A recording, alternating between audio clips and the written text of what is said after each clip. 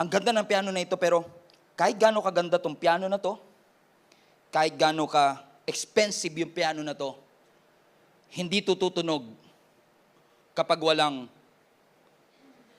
pressure.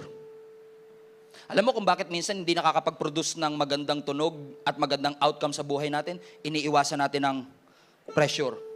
If you want to produce a beautiful melody and music, you have to add some.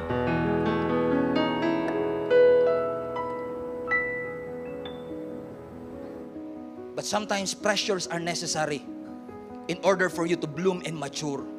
Minsan bago mag-grow, may ipoprune, may tatanggalin. Pagkatapos ng pressure, ng crushing, may anointing.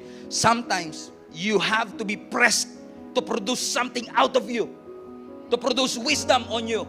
Huwag kang masyadong maging destination-minded na nakalimutan mo ang mga tinuturo ng